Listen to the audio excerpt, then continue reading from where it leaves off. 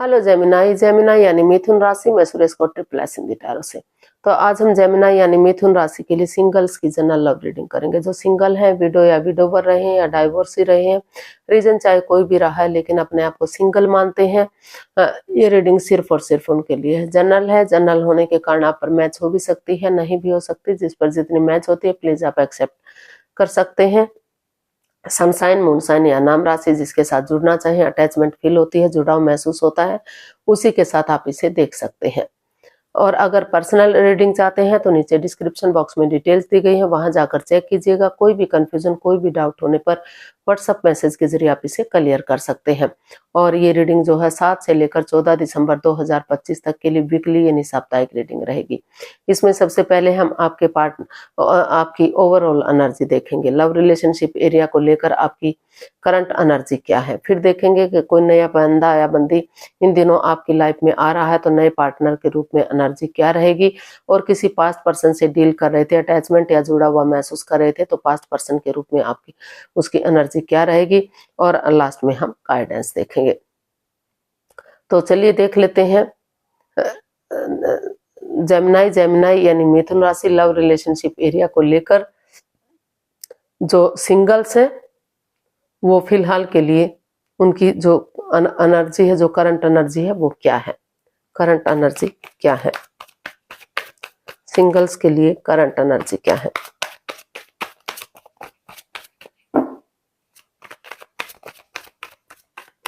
Singles के लिए current energy, the magician, queen of swords and wheel of Fortune.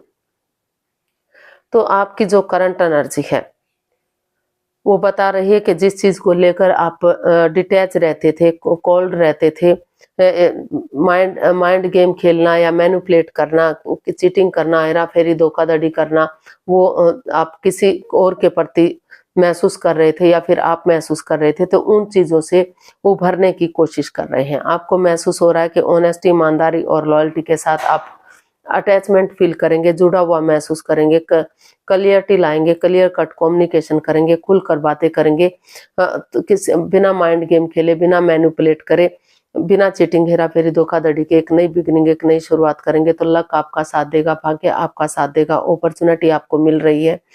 तो जो भी पास्ट में नेगेटिव सिचुएशन रही है, चाहे वो लस्ट रहा है, एडिक्शन रहा है, गैम्बलिंग, स्मोकिंग, ड्रिंकिंग, नेगेटिव लोगों में बैठना, खुद नेगेटिव होना, एनवायरनमेंट को नेगेटिव करना, उन चीजों को लेट गो करते हुए, अलविदा करते हुए, ऑनेस्टी, ईमानदारी और लॉयल्टी के साथ आगे बढ़ेंगे। तो लक आपके साथ है, भाग्य आपके साथ है, अपॉर्चुनिटी मिल रही है। तो उस एनर्जी के साथ, उस जोश के साथ आगे बढ़ेंगे, एक बिगिनिंग एक करेंगे, एक शुरुआत करेंगे। तो जो है आपकी एनर्जी ये भी बता रही कि आप पास्ट में जिसने आपके साथ गलत किया था या आपने उनके साथ गलत किया था, तो एक दूसरे से माफी मांग लेनी चाहिए, एक दूसरे को माफ कर देना चाहिए। और जिस चीज के लिए मैनिफेस्ट कर रहे हैं उस चीज के लिए आपको आगे बढ़ना चाहिए ताकि आपको सफलता मिल सके। अटैचमेंट फील करना चाहिए, पक्षपात ना करते हुए, हेरा फेरी, धोखाधड़ी ना करते हुए, एक दूसरे की भावनाओं को समझना चाहिए, एक दूसरे के विचारों को समझना चाहिए। सिर्फ और सिर्फ अपने बारे में ना सोचकर सामने वाले के बारे में भी सोचना चाहिए। लक आपके साथ है, भाग्य आपके साथ है, अपॉर्चुनिटी मिल रही है, तो उसका सदुपयोग आपको करना चाहिए। तो इस तरह की एनर्जी में आप लगे हुए हैं, इस तरह का आप महसूस कर रहे हैं। तो देख लेते हैं नए पर्सन के रूप में एनर्जी क्या रहेगी। अगर आप किसी नए बंदे या बंदी से, कोई नया पर्सन आपकी लाइफ में आ रहा है, नई, तो उसके प्रति आपका एनर्जी क्या रहेगी, नए पार्टनर के रूप में एनर्जी क्या रहेगी। चलिए देखते हैं। Knight of cups, 8 of wands and the सन।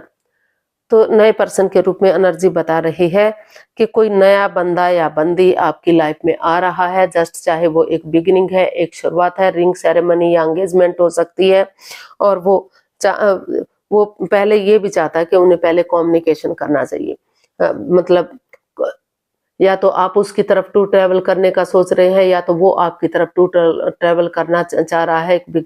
वो कम्युनिकेशन चाहते हैं उनको लग रहा है कि अगर आमने सामने से मिलेंगे तो एक अच्छा कम्युनिकेशन होगा, जांच पड़ताल होगी, जांच परख करके करके उनकी तरफ गुड न्यूज, गुड मैसेज लेकर आएंगे, एक नई बिगिनिंग, एक नई शुरुआत करेंगे, तो उन्हें हैप्पीनेस मिलेगी, खुशियां मिलेंगी। जैसे बच्चा इनोसेंट होता है, लॉयल होता है, कोई छल कपट, हेरा फेरी, धोखाधड़ी नहीं होता, उसी एनर्जी, उसी जोश के साथ आप उसमें खुशी चाहते हैं।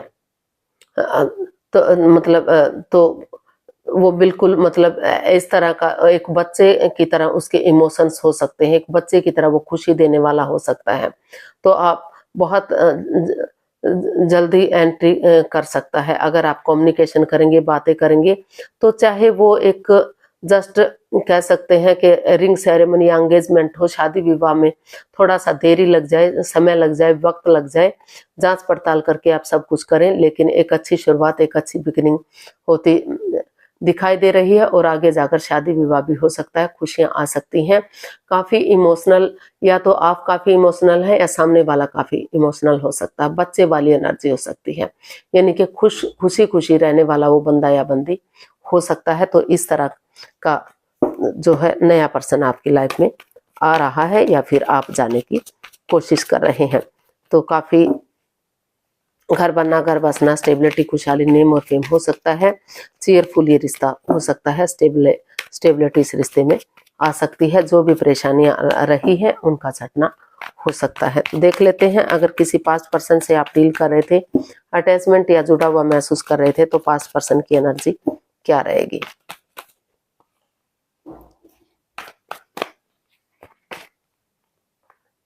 Seven of cups, four of pentacles and page of pentacles. तो अभी आप चाहते तो हैं, एनर्जी इसमें एज डिफरेंस दिखाई दे रहा है, या तो आप एज में छोटे हैं या सामने वाला छोटा है। तो आप चाहते तो हैं कि एक नई एनर्जी, एक नई जोश के साथ आगे बढ़ा जाए, लेकिन आप पास्ट को भी नहीं भुला पा रहे हैं। Over thinking, over control, over stress चला हुआ है, कंफ्यूजन है, दुविधा है। आपको लग रहा है कि हो सकता है कि आप किसी और पर्सन के साथ भी टाइम स्पेंड कर रहे हैं, या फिर सामने वाला टाइम स्पेंड कर रहा है, अपने आप को बिजी किए हुए है, व्यस्त किए हुए है, कि जब तक ये रिश्ता सही नहीं हो जाता, आगे नहीं बढ़ जाता, तो आप किसी और के साथ इन्वॉल्व रहें। तो किसी और के साथ भी इन्वॉल्व दिखाई दे रहे हैं, तो कंफ्यूजन में है, दुविधा में है कि उन्हें इस रिश्ते में वापस आना चाहिए या नहीं आना चाहिए। तो रुक कर, ठहर कर, सोच विचार करके ही आप अगर समय के साथ चलेंगे, फ्लो के साथ चलेंगे और ये डिसाइड करेंगे कि अगर आप किसी और के साथ रिश्ता बनाते हैं या और के साथ शादी विवाह करते हैं, तो वहां भी कंफ्यूजन हो सकती है, वहां भी प्रॉब्लम्स हो सकती हैं। तो आपको आगे बढ़ जाना चाहिए, बिगिनिंग कर लेनी चाहिए, शुरुआत कर लेनी चाहिए, तो चीजें सही हो सकती हैं। तो आप उलझन में हैं, आप समझ ही नहीं पा रहे हैं कि आप करें तो क्या करें। रुक कर, ठहर कर, सोच विचार करके ही आप कोई ना कोई डिसीजन इसमें लेने का सोच रहे हैं, विचार कर रहे हैं। तो गाइडेंस देख लेते हैं यूनिवर्स की तरफ से क्या मैसेज या गाइडेंस रहेगा जेमिनी के लिए। जेमिनी के लिए क्या मैसेज या गाइडेंस हो सकती है, चलिए देखते हैं। 9 of cups, 5 of cups and judgment. तो यूनिवर्स जी आपको मैसेज दे रहे हैं, गाइडेंस रहे हैं कि आप काफी एंजाइटी में हैं, स्ट्रेस में हैं। हालांकि आपकी लाइफ में प्यार है, प्रेम है, अटैचमेंट और फीलिंग्स है, लेकिन जो चीजें चली गई हैं, जो समय चला गया, जो वक्त चला गया, उसी को आप निहार रहे हैं, आगे का नहीं सोच रहे हैं। तो अगर आप माफी मांगेंगे, एक दूसरे को माफ करेंगे, एक दूसरे को माफ करते हुए आगे बढ़ेंगे, पास्ट को नहीं दोहराते हैं, प्रेजेंट और फ्यूचर के बारे में सोचते हैं, तो जो रिश्तों में जो दूरियां आ चुकी थी, जो परेशानियां, जो प्रॉब्लम्स आ चुकी थी, तो अभी भी वो रिश्ता सुधर सकता है। अभी भी आप रियूनियन, रिकॉन्सिलेशन कर सकते हैं उन रिश्तों में।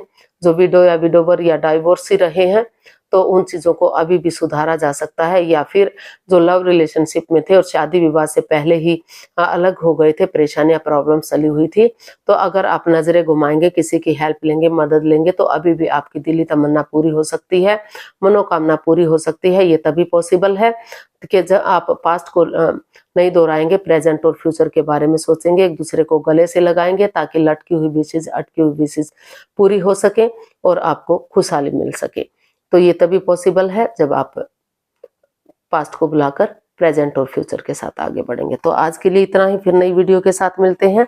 अगर वीडियो सही लगती है, अच्छी लगती है तो प्लीज लाइक, शेयर और सब्सक्राइब करें। कमेंट्स करना ना भूलें, इससे मोटिवेशन मिलता है, आपको नोटिफिकेशन मिलता है, वीडियो बनाने में मदद मिलती है।